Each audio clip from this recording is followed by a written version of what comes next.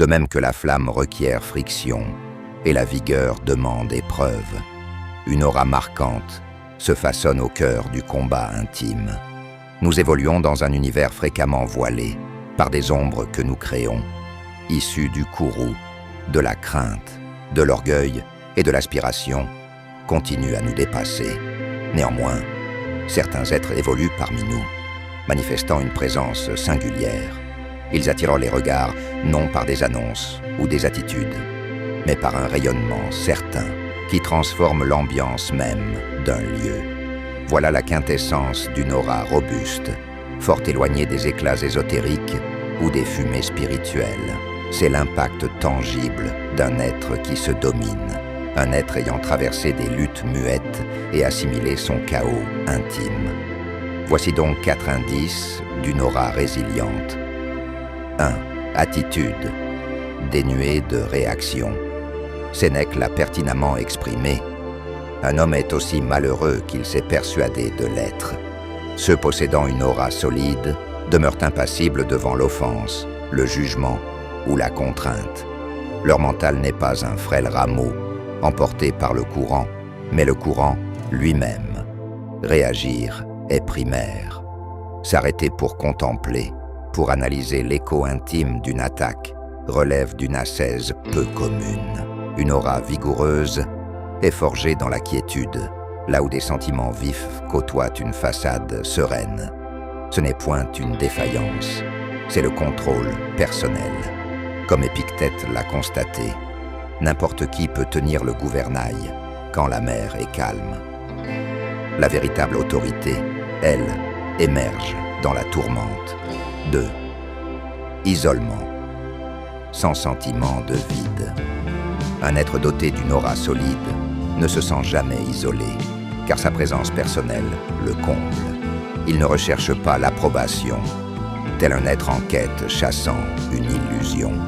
Il n'éprouve nul besoin impérieux d'exprimer chaque pensée, d'expliquer chaque non-dit ou de supplier pour être compris.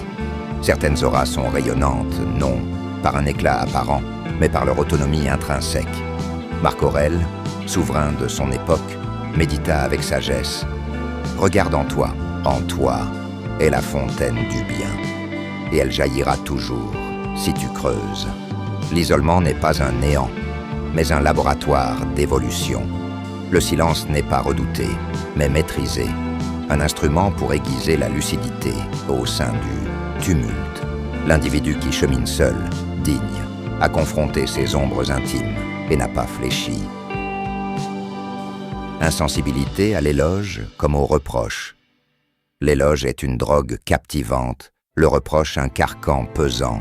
Tous deux sont des leurres, si on les assimile trop fort. Une aura robuste reste indifférente à l'un comme à l'autre.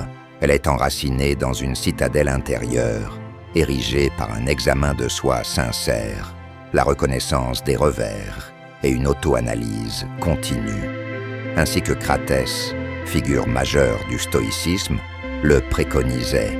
« Conduis-moi, Zeus, et toi, destin, où que vous m'ayez assigné, je suivrai sans hésitation. » Cela implique un affranchissement de la quête d'approbation extérieure. Vous avancez à votre cadence personnelle, mue par l'obligation, le discernement et la droiture, non par la vogue passagère. Vous devenez imperméable à l'influence, car votre mérite propre ne peut être ni donné ni ôté par quiconque. Notre dessein n'est pas de satisfaire ou de s'aligner, mais de persévérer et de se transformer. Métamorphose de la peine en force. Réside une puissance sereine chez ceux qui arborent leur marque, avec une sérénité manifeste, non par anesthésie, mais par un rejet d'être limité par leur épreuve. Le 4e indice d'une aura solide réside dans la métamorphose de la peine en un levier d'évolution et non de ressentiment.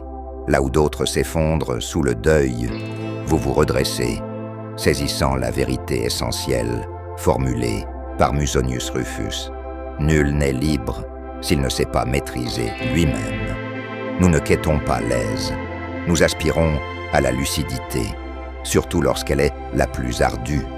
Chaque lésion est un test, Chaque test, une fonderie, une aura solide n'est pas innée. Elle est façonnée dans les flammes du vécu. Lorsque l'existence vous éprouve durement, ne faites pas que subsister, alchimiser, que votre détresse devienne votre sanctuaire, votre passé, votre force. Nous ne sommes pas jouets de la fatalité, mais sa réplique aiguisée. Si ces mots font écho en vous, songez à approfondir les préceptes du stoïcisme sur votre parcours.